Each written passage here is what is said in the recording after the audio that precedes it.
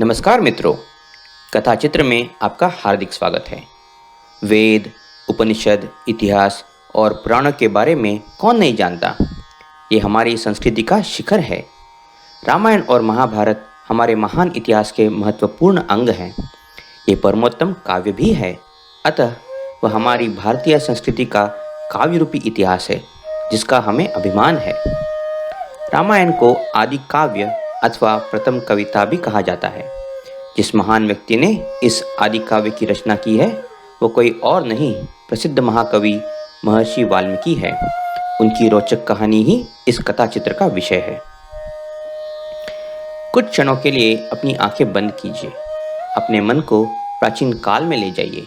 मध्य भारत में नर्मदा और गोदावरी नदियों की हरी भरी घाटियों में स्थित घने जंगलों की जरा कल्पना कीजिए। उत्तर और दक्षिण भारत से आने जाने वाले सारे व्यापारी उस वन के प्रमुख पथ दक्षिणापथ से ही यात्रा करते थे। अनोखी सामग्री ले जाने वाले उन व्यापारियों को जंगली जानवरों का जितना भय था उतना ही भय उस वन के उग्र लुटेरों से था। उसी वन में एक शिकारियों का कुटुंब रहता था। रत्नाकर नामक एक बड़ा ही चतुर और निपुण तरुण उस कुटुंब का सदस्य था। बढ़ते हुए उसने वन के सारे कला कौशल सीखे। गति से पेड़ों पर चढ़ना, पक्षियों को मार गिराना, अनोखे मधु और फलों को प्राप्त करना, ऐसी कुशलताओं में वो अप्रतिम था। योग्य आयु आने पर उसका विवाह हुआ और फिर बच्चे भी हुए। रत्नाकर का बढ़ता कुटुंब उस पर बोझ बन गया। देखते ही देखते जो मनुष्य एक समय विशेष मांस, मधु, फल, पक्षी और मूलों का व्यवहार करके जीवन निर्वाह करता था, वो डकैती पर आ उतरा। जल्द ही दक्षिणापथ से यात्रा करने वाले सारे व्यापारियों में उसका आतंक फैल गया। चाहे दिन हो या रात, उसकी चौकस नज़रों से बच निकलना असंभव था। किसी बड़े पेड़ पर चढ़कर रत्नाकर सावधानी से व्यापारियों की परीक्षा करता था। गाय के घंटियों के आवाज़ से ही उसे पता चल जाता था कि व्यापारियों का कारवां कितनी दूर है। जैसे ही वो निकट आए, थड़ से नीचे छलांग लगा के उन पर आक्रमण करके जो भी धन मिले उसे लूट लेता था। एक दिन प्रसिद्ध सप्तर्षि दक्षिणापथ से यात्रा कर रहे थे। पेड़ पर स्थित रत्नाकर ने उन्हें उनके बड़े झोलों और मालाओं के साथ आते हुए देखा। जैसे ही वो निकट आए, उसने जोर से छलांग लगाई और अपनी तेज छुरी दिखाते हुए बोला, का हो बबुआ, तुम लोगों को पता है कि कहाँ आए हो? हम रत्नाकर है, रत्नाकर, और ये हमारा इलाका है। अब जल्दी जल्दी अपना पैसा निकालो, तभी त्योहार जैसे जाने को मिलेगा। हाँ। सातों ऋषि मुस्कुराए और बोले, हे रत्नाकर, तुम गलत लोगों से धन मांग रहे हो। हम तो ऋषि है भाई, ना ही हमारे पास धन है ना सोना। किंतु ऐसे यात्रियों से धन लूटना क्या तुम्हें उचित लगता है? क्या ये पाप नहीं? कभी इसके बारे में तुमने सोचा है? रत्नाकर और कोई होकर बोला, अरे सही है कि गलत, हमका उसकी परवाह नहीं। और ऋषि हो या कोई भी हो, हमका उससे कौनो लेना देना नहीं। हमारे बच्चों को कौन खिलाएगा? तुम कि तुम्हारा भाषण। अब अपना मुंह बंद करो और चुपचाप माल खाली करो। सप्तऋषि उत्साहित होकर बोले, बात तो तुम्हारी उचित है। ये तुम्हारा धर्म बनता है कि अपनी गृहस्थी की तुम देखभाल करो। किंतु क्या तुम्हारे परिजन जो तुम्हारे लूट के बल जीते हैं वो तुम्हारे पापों के परिणाम भी बांटेंगे? रत्नाकर बोला, हाँ हाँ करेंगे, काहे नहीं। फल बांटे हैं तो पापों को भी बांटेंगे। अब जल्दी माल निकालो वरना।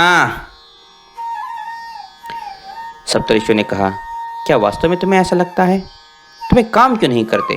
अपने घर जाकर अपने संबंधियों से पूछ के आओ, हम यहीं तुम्हारी प्रतीक्षा करेंगे। रत्नाकर जोर से हंसा और बोला, हा हा हा, बुढ़ाओ, हमको क्या भोंदू समझ रखा है? हम अच्छी तरह से जानत है कि तुम्हार सोच का है। भाग निकलोगे? हाँ, हमका घर जाने का सपना छोड़ो और माल खाली करो, वरना मैं नहीं, मेरी छुरी बोलेगी अभी। नीरव सप्तऋषियों ने उसे आश्वासन दिया कि वो नहीं भागेंगे। रत्नाकर, हम तुम्हारी यहीं प्रतीक्षा करेंगे। क्या हमें देखकर तुम्हें ये लगता है कि हम अपने वचन का पालन नहीं करेंगे? और वैसे भी हम बूढ़े लोग भला कितना भागेंगे। तुम जाओ और निश्चिंत होकर घर से पूछ कर आओ। रत्नाकर को उन ऋषियों की बात उचित लगी। चलो घर वालों से पूछ ही लिया जाए, उसने मन ही मन सोचा। वो तेजी से घर दौड़ा और उसने अपने परिवार के सदस्यों से पूछा, हमका कुछ ऋषि लोग मिले हैं जो कहते हैं कि हमारा डकैती पाप है। इन पापों का फल तुम भी भुगतोगे ना? तैयार हो ना? उसकी पत्नी ने आश्चर्य से बोला, देखो जी, तुम जानो तोहार धंधा, हम कैसर हमारे वास्ते पैसा कमाते हो, ये तोहार मामला है। हम तो बस उससे अपने परिवार को रोटी और कपड़ा देना जानते हैं, उससे हमार पाप काहे का आया। उसके बच्चे और वृद्ध माता पिता भी उसके पत्नी से सहमत हुए। रत्नाकर सुन्न हो गया। उसको विश्वास ही नहीं हो रहा था कि ये उसका भ्रम था। उसका हृदय भर आया। रोते हुए वो ऋषियों के पास वापस पहुंचा और उनके पैर पकड़ के बोला, ऋषिवर, हमका माफ़ी दे दो, हमारी रक्षा करो, हमें बचाओ। ऋषियों ने उसकी सांत्वना की और समझाया, अश्रु मत बहाओ रत्नाकर, तुम्हारा भविष्य उज्जवल है। मानव जाति की बहुत बड़ी सेवा तुमसे होनी है। हम तुम्हें साधना करने की और मंत्र पाठ की अच्छी शिक्षा देंगे।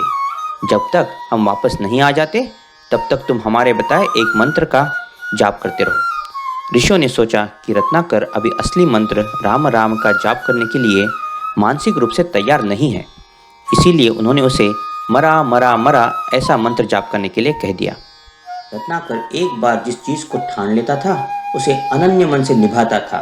इस कारण उसे मंत्र जाप शुरू करने में अधिक कठिनता नहीं हुई।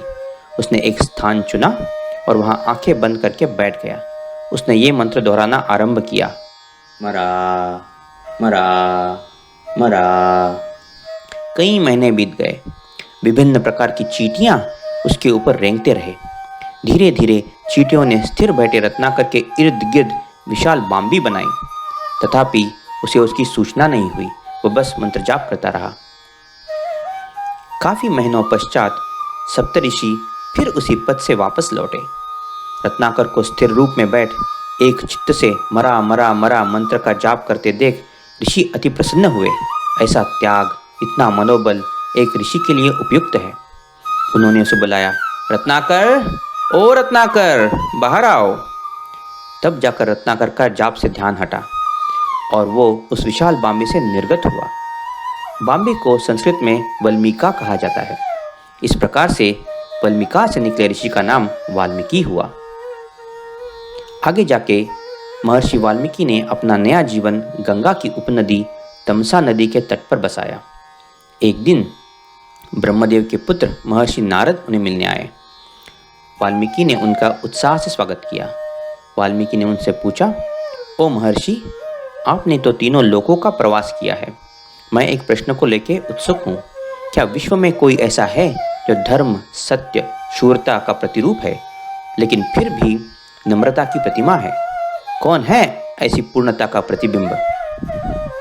नारद ने कहा, निश्चित रूप से है दशरथ के पुत्र और प्राचीन अयोध्या के नरेश राम। उनसे उत्तम, आदर्श और महान व्यक्ति कोई नहीं है। उनकी कथा भी दिव्य है। फिर नारद ने वाल्मीकि को श्री राम की पूरी कथा सुनाई। उस अपूर्व कहानी को सुनकर वाल्मीकि अति प्रसन्न हुए और उनके मन को एक अनोखी शांति प्राप्त हुई। उन्होंने नारद का कृतज्ञतापूर्वक आभार माना। फिर नारद मुनि अपनी महती वीणा बजाते हुए वहां से प्रस्थान किए।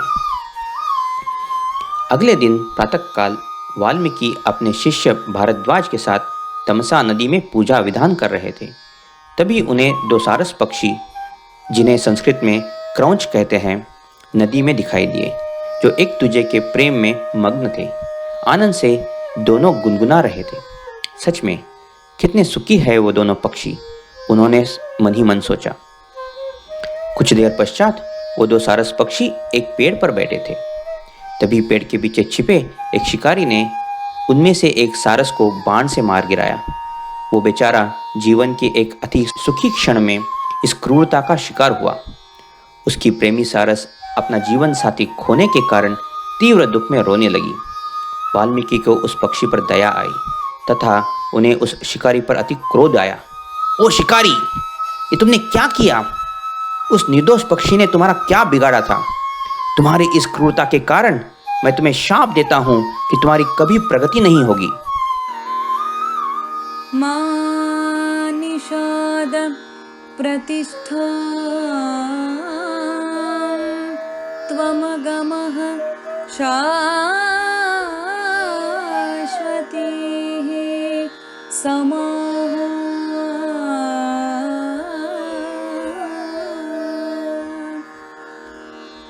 यत्क्रौञ्चमिथुनादेकम् अवधिः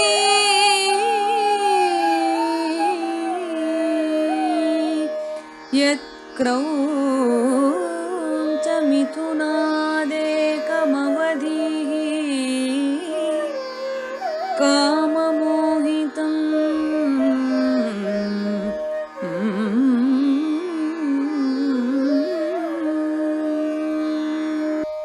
ये शाप माँ निषादा भारतीय काव्य इतिहास में अति महत्वपूर्ण है। वाल्मीकि को एहसास हुआ कि उनसे मुंह से निकला शाप काव्य रूपी था, जिसमें लय था और जिस पर संगीत भी कदाचित रचा जा सकता है। उस क्षण काव्य का जन्म हुआ। वाल्मीकि फिर भी मुग्ध थे। उन्हें ये बात समझ नहीं आ रही थी कि एक शाप उनके मुंह से ऐसा कैसे निकला, वो भी उनके ना जानते हुए। वो इसके बारे में सोच ही रहे थे, तभी विश्व के निर्माता ब्रह्मदेव वहां आए। स्वयं ब्रह्मदेव को देख वाल्मीकि फूले न समाये। उन्होंने ब्रह्मदेव का स्वागत किया और मनःपूर्वक सेवा की। वाल्मीकि के मन की समस्या समझते हुए ब्रह्मदेव बोले, पुत्र, जो हुआ उसके बारे में आश्चर्य करने की आवश्यकता नहीं है। ये तुम्हारे भाग्य में लिखा था। मेरे कहने पर ही सरस्वती ने वो काव्य रूपी शब्द तुम्हारे मन में भरे। उसी काव्यात्मक विचारों से तुम श्री राम की कथा लिख सकते हो। नारद ने तुम्हें श्री राम की कथा सुनाई होगी, है ना? मेरे सौंपे हुए दिव्य शक्ति से तुम सारे पात्रों के शब्द और विचार सुन सकते हो और उनके किए कर्मों को देख सकते हो। श्री राम, सीता, हनुमान, रावण और बाकी सारे तुम्हें प्रत्यक्ष रूप में दिखाई देंगे। ये तुम्हारी काव्य रूपी कथा रचना अनंत सिद्ध होगी। यशस्वी भव। और वाल्मीकि को आशीर्वाद देने के बाद ब्रह्मदेव वहां से अदृश्य हो गए। ब्रह्मदेव के जाने के बहुत देर पश्चात भी वाल्मीकि उनके कांधों पर सौंपे विशाल एवं महत्वपूर्ण कार्य के बारे में सोचते रहे। उनको अपने डकैती के दिन स्मरण हुए। सप्तऋषियों के कहे बोल उन्हें याद आए कि मानव जाति की बड़ी सेवा उनसे होनी है। कदाचित ये सब मेरे भाग्य में लिखा था। ऐसे सोचकर वे मुस्कुराए और उन्होंने लिखने का प्रारंभ किया। उसका प्रतीक्षा फल है ऐतिहासिक और उत्तेजक महाकाव्य रामायण। हम अपने श्रोताओं को सूचित करना चाहते हैं कि कुछ अनुवादों में महर्षि वाल्मीकि को ऋषि प्रचेतसा का पुत्र वर्णित किया जाता है। उस वर्णन में वो अपने पिता से बचपन में विलग हो जाते हैं और एक शिकारियों के कुटुंब में बड़े होते हैं। कथाचित्र में हमने उस अनुवाद का नहीं बल्कि सामान्य रूप से जाने गए वर्णन का चित्रण किया है। हमारे साथ महर्षि वाल्मीकि की प्रेरणादायक कथा सुनने के लिए हम आपका मनपूर्वक आभार मानते हैं। हम आशा करते हैं कि आपको कथा चित्र का ये उपाख्यान पसंद आया। कमेंट करके बताएं कि आपको ये कैसा लगा। कृपया बेल आइकॉन प्रेस कीजिए और चैनल को सब्सक्राइब कीजिए ताकि हमारे हर नए कथा की सूचना आपको मिलती रहे। धन्यवाद। शुभम। पूजन्तं राम रामेति मधुरं मधुराक्षरम् पूजन्तं राम रामेति मधुरं मधुराक्षरम् आरुह्य कविता शाखाम् आरुह्य कविता शाखाम् वन्दे वाल्मीकि कोकिलं वन्दे वाल्मीकि